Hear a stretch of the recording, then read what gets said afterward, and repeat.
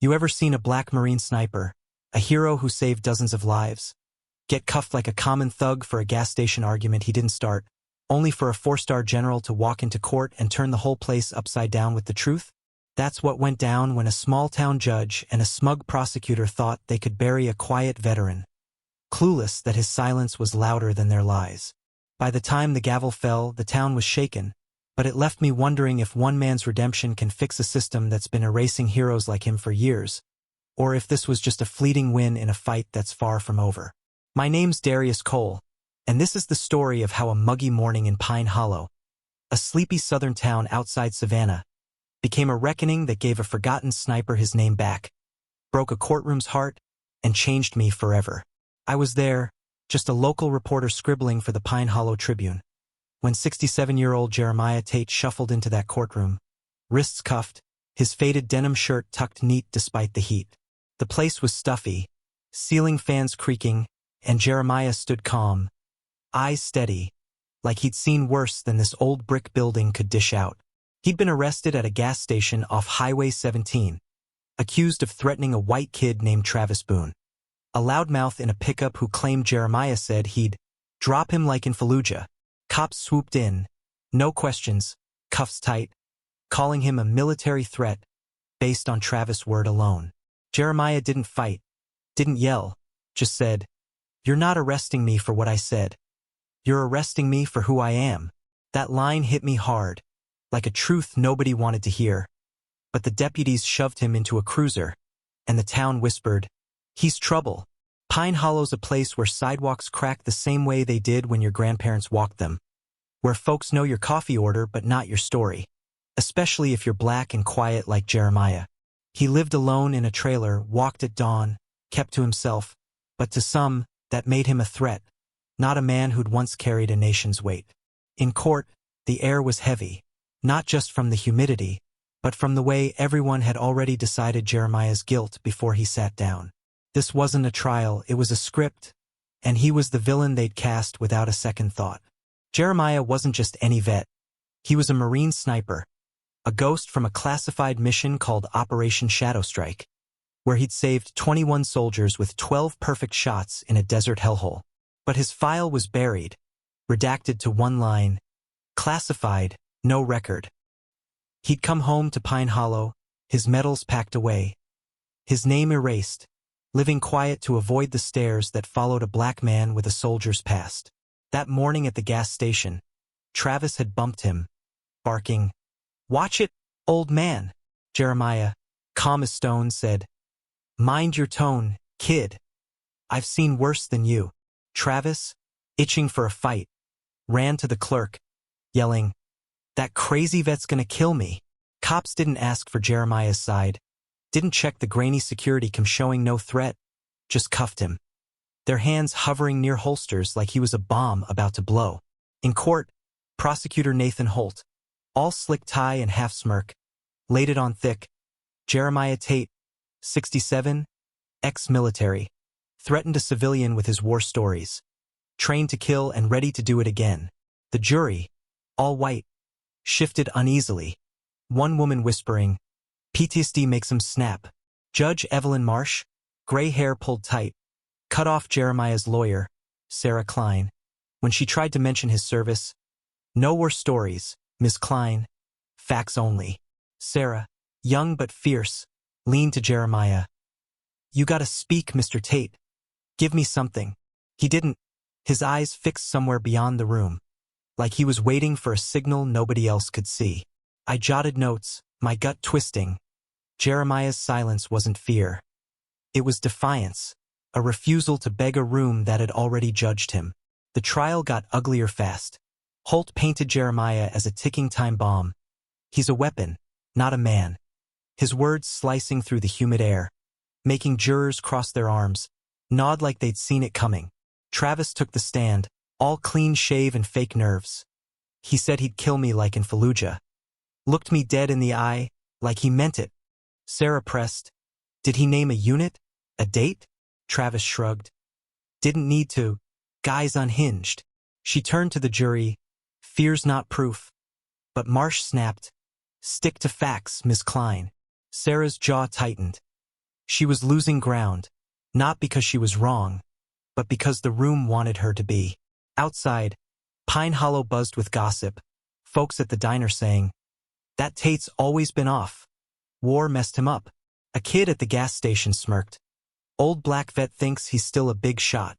Jeremiah's neighbor, Ms. Loretta, told me different, her voice soft on her porch. "He marches out back every dawn, hands behind him, like he's still on duty, never bothers a soul." Sarah dug deeper, pulling his military file, but found nothing. Just Operation Shadow Strike. Classified. She tracked down an old vet, Mr. Amos, who squinted. They called him Ghost. Could hit a dime at 900 yards. Saved a whole unit. Then poof, gone. Her pulse raced. This wasn't just a vet. This was a hero erased. But in court, Holt kept hammering. He's dangerous, trained to kill. And the jury bought it. Their eyes cold. Like Jeremiah was a stranger they'd rather forget. Sarah whispered to him, "They're not scared of you. They're scared of what you know." For the first time, Jeremiah's eyes flicked to hers. A spark saying she was close. But he stayed silent, waiting, like he knew the truth was coming. Then it hit, quiet as a storm rolling in.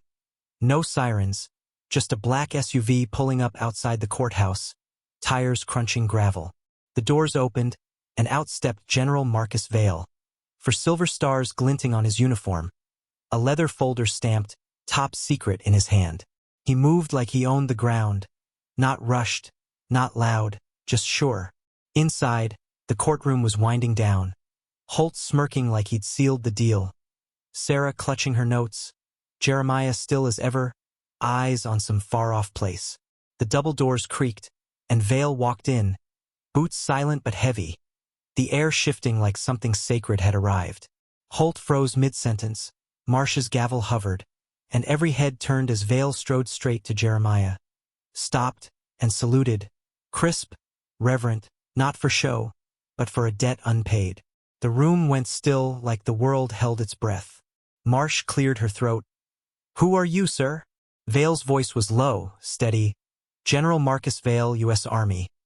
I'm here because if Elijah Ward hadn't pulled the trigger in 2007, I'd be in a coffin, along with 20 others." My pen dropped, the gallery gasped, and Jeremiah's eyes met Vale's. Two men bound by a truth buried too long. Vale turned to Marsh. "Shadow Strike, Kunar, Afghanistan. Our unit was pinned, ambushed, no way out. Ward crawled 400 yards under fire, took out 12 enemy snipers in 5 minutes. One shot at 936 yards through a crumbling window. He saved us, then vanished, his file erased to keep the mission clean. He laid the folder on the clerk's desk. "Declassified this morning, my request." Marsh opened it, her face paling as she read, "Medals, commendations, a hero's life hidden in black ink." Holt's pen hit the floor, a juror whispered, "They buried him." And Sarah stood, voice shaking, "Your Honor, this changes everything." Vale wasn't done. He faced the jury. "I'm not here for mercy. Mercy's for the guilty. Ward's a hero, not a threat. You don't chain men like him. You honor them." Then he knelt before Jeremiah, not weak, but humble. "They tried to forget you. I never did." A sob broke from the gallery. A gray-haired juror wiped his cheek, and Marsh's voice cracked. "Mr. Tate, this court owes you more than we can repay." The jury didn't deliberate. The oldest, a nom-vet who'd muttered about PTSD, stood. No further questions. All charges dismissed. No cheers, just silence, heavy with awe, as Jeremiah nodded. Not smiling, not gloating, just rising. A man stepping out of a grave he never chose. Outside, Pine Hollow waited. Not with cameras, but neighbors, some with folded hands, others with kids who didn't know why they were there but felt it. A boy, maybe 10, ran up, saluting crooked but earnest. "I want to be like you." Jeremiah nodded, a flicker in his eyes, and the boy grinned, running back to his mom, who cried, hand on her heart. I stood there, notebook full, knowing this was bigger than one trial. Jeremiah's story hit the wires, headlines screaming, "Forgotten Sniper Freed." Schools rewriting lessons, vets painting murals of him with coffee, not a rifle. He went home, same trailer, same dawn walks, but now folks waved, kids nodded, the mailman lingered. That boy's letter, thank you for being brave, stayed in Jeremiah's suit pocket, a quiet trophy. But as I wrote my story, Vale's words haunted me. America remembered Jeremiah, but what about the others still erased? He's free, but is the system fixed or just paused? A girl left a sign by his trailer. Tate won. Keep fighting. That's the win, right? But is it enough? Or is another hero still cuffed, waiting for their general? What do you think? Was Jeremiah's silence strength? Or a risk? Can one story change the system? Or is it too deep? Ever seen someone judged like him? Drop a comment. Tell me where you're watching, share your stories. Like, subscribe, and let's keep their names alive so you don't have to.